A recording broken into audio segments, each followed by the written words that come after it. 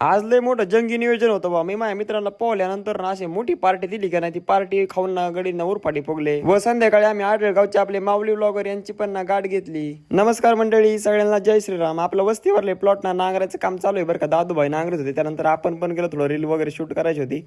आणि दादूभाई पण मला वाटतं ब्लॉगर होते काय ना, चांगले कॅमेरा बिमेरा पकडायला शिकले तर.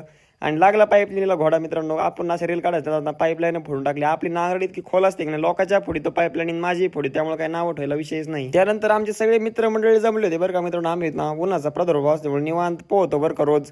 तुम्ही पण तुमच्या इकडे सध्या पोहता का नाही विहिरीमध्ये नक्की सांगा. आणि पाणी पण ना खूप आहे सध्या आमच्या विहिरीला इकडं.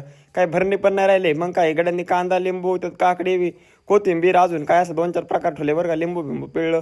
आणि त्यानंतर आमचे गणेश भाऊ तितके जंगी नियोजन करतात का नाही, काही विशेष नाही. त्यामध्ये खालीवर केली 100चं फरसाण आणि 20 मुरमुरे. आता गडी मोकार खुश. आणि त्यानंतर मिरची पण टाकली. मिरची जागे बुकनाच टाकला बरं का. मिरचीची बरणीच नाही गावली. आता म्हणलं गडी उरपाटे फुगायचे खरंच बरं का. आणि असलं भारी लागलं का नाही फरसाणी आईला. मी तर म्हणतो रोज अशी पार्टी पाहिजे बा, त्याशिवाय मजा नाही मित्रांनो. संध्याकाळी आपण चाललो आडळगावला. आपले माऊली महाराज यांची ना प्रथमतच आपण गाठ घेणार आहेत बरं का. आपण कधी भेटलेलो नव्हतो. आणि खूप सारं प्रेम त्यांना बरं का मित्रांनो. व्लॉगर आहेत माऊली महाराज, त्यांना खूप सारं प्रेम द्या. त्यांची पण मित्रमंडळी आली बरं का. मग त्यांच्यासोबत पण एक मस्त क्लिप घेतली. चला व्हिडिओ आवडल्यास लाईक आणि फॉलो करून घ्या. धन्यवाद.